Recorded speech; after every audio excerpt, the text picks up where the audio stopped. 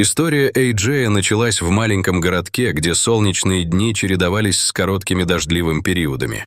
В этом городе жил человек по имени Бен. Бен был энергичным и дружелюбным.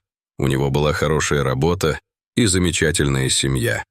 Он всегда мечтал о собаке, и когда его старый друг предложил ему щенков от своей собаки породы лабрадор, он согласился, не раздумывая. Так в доме Бена появились два милых щенка – Эй-Джей и Тоби. С самого раннего возраста они были неразлучны. Каждый вечер Бен играл с ними на заднем дворе, где они весело бегали, гонялись за мячом и радовались каждому новому дню.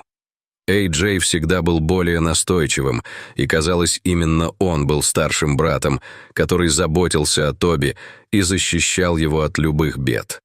Их связь казалась нерушимой. Но как-то раз все изменилось. Бен стал все реже проводить время дома из-за работы. Он был погружен в заботы о своей карьере, и хотя Бен искренне любил своих собак, он начал пренебрегать их потребностями. Щенки вначале терпели, но со временем стали чувствовать, что что-то не так. Они ждали его у двери, но Бен все чаще оставлял их одних. Однажды, когда Бен пришел домой, он, казалось, был в приподнятом настроении, но вскоре его лицо стало мрачным. Он позвонил в приют и, несмотря на мольбы щенков, сказал, что ему придется оставить их. В это мгновение сердце Эй-Джея разбилось. Он не понимал, почему его любимый человек решает уйти, и, пытаясь привлечь внимание Бена, подбегал к нему, однако Бен лишь отстранялся, погруженный в свои мысли. Когда Тоби и Эй-Джей были привезены в приют, Эй-Джей еще не понимал, что происходит. Белоснежные стены, незнакомые запахи и звуки животных внуждали его в тревогу. Как только Бен закрыл дверцу машины, ощущение одиночества охватило Эй-Джея. Он был в полном смятении, ведь его брат все еще был рядом, но они заперты в этом новом месте, а теплая рука, которая ласково приглаживала их шерсть, исчезла. Первые дни в приюте стали настоящим испытанием. Сотрудники пытались окружить их заботой, но, несмотря на притяжение внимания, Эй-Джей, будучи любящим и чувствительным существом, все больше замыкался в себе. Он забился в самый угол вольера, когда Тоби пытался его развеселить, подзывая к играм. Эй-Джей просто не мог. Его глаза полнились слезами, а тело тряслось от страха. Каждый шаг поедал его внутренность, и тем более он боялся, что забудется, как быстро это произошло. Прошло несколько недель, и работники приюта поняли, что Эй-Джей требует особого внимания. Они начали снимать видео о его состоянии, чтобы привлечь внимание к этому умному и чувствительному песику. В каждом кадре его мордочка сквозь слезы показывала несчастье, и это привело к множеству комментариев и сообщений от людей, желающих помочь. Тем временем в другом городе, вдали от Эй-Джея, жила семья, которая недавно потеряла свою собаку. Они искали нового друга, чтобы заполнить образовавшуюся пустоту в своем доме и сердце. Как только они увидели видео с Эй-Джеем, их сердца наполнились жалостью и состраданием. Они быстро связались с приютом и выяснили, что Эй-Джей еще есть возможность выдать его за усыновление. Сотрудники приюта согласились на встречу, и вскоре семья пришла в приют. Эй-Джей, сидя в своем вольере, взглянул на их лица и ощутил лучшее желание. Хотя он все еще немного пугался незнакомых людей, его инстинкты подсказывали ему: это могут быть новые хозяева, за которыми стоит надежда. Кроме того, Тоби, его брат, также подбегал к новым друзьям, демонстрируя свою игривость и дружелюбие. Семья сходила с ума от радости, когда собаки обрадовались их присутствию. Обнявшись, они провели несколько минут, играя с ними. Эй-Джей чувствовал, что его мгновенно стали любить. Это было начало новой жизни. Когда присматривающие внимательно стали уговаривать детей, Эй-Джей и Тоби проявили свою лояльность и желание быть рядом.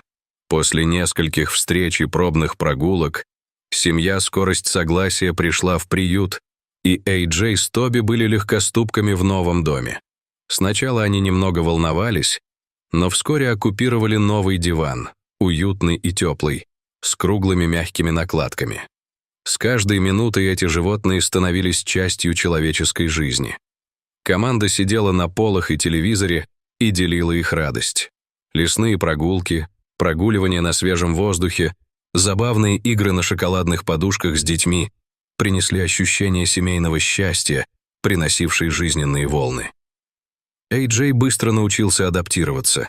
Он обнаружил стулья, к которым он прилипал, когда его хозяева смотрели телевизор, всегда принося вокруг себя добро.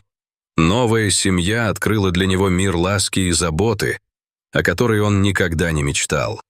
Он чувствовал себя любимым, и для него это было абсолютным счастьем.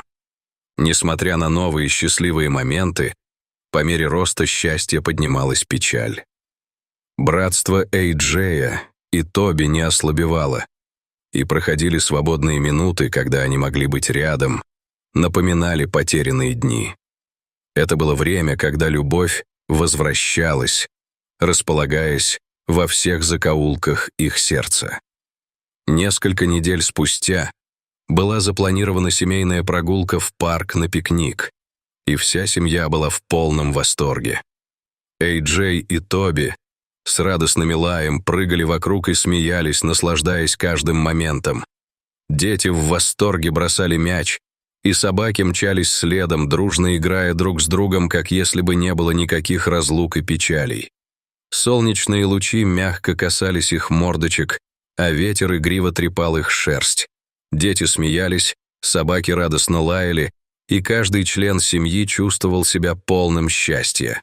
Эй-Джей иногда останавливался, чувствуя, как в его сердце поднимается огромная доброта и удовлетворение. Он наконец-то снова был в безопасности, окруженный любовью. Прошло несколько месяцев, и Эй-Джей стал не просто собакой для семьи. Он стал настоящим членом домашнего уюта. Его позитивный настрой и дружелюбие влияли на всех. Но даже среди этих радостных моментов он никогда не забывал о своих чувствах к брату. И в спокойные вечера, когда вся семья собиралась на диване, он ласково лизал лапу Тоби, как будто отчасти хочет охранять его. Однажды он заметил, что в приюте снова стали искать новый дом для других собак. Эй-Джей вспомнил, каково это — быть в безвыходной ситуации. Его сердце забилось более сильно, и он понял, что может что-то сделать. С решимостью он взглянул на своих хозяев, как бы понимая, что его опыт может стать возможностью для других животных. Собрание, организованное приютом, привлекло множество людей, и Эй-Джей решился показать, какой он добрый и дружелюбный пес. На встрече он весело играл с детьми, показывая, что каждый щенок достоин любви, и даже несколько собак, которые ждали своей очереди, начали реагировать на его поведение. Все волонтеры были удивлены тем, как быстро он завоевывал сердца всех людей. Эй-Джей каждый день неустанно делал все, чтобы поддержать животных в приюте, и показывал, что даже после пережитых трудностей можно быть счастливыми. Он удивлял своих новых хозяев, придавая им уверенность в том, что можно продолжать открывать сердца для других. В конце концов, история Эй-Джея и Тоби стала известна многим, и они вместе решили помочь другим бездомным животным. Они волновались вокруг с палкой и предлагают поддержку братьям по несчастью, наполняя их жизни светом и шансами, которые они получили сами.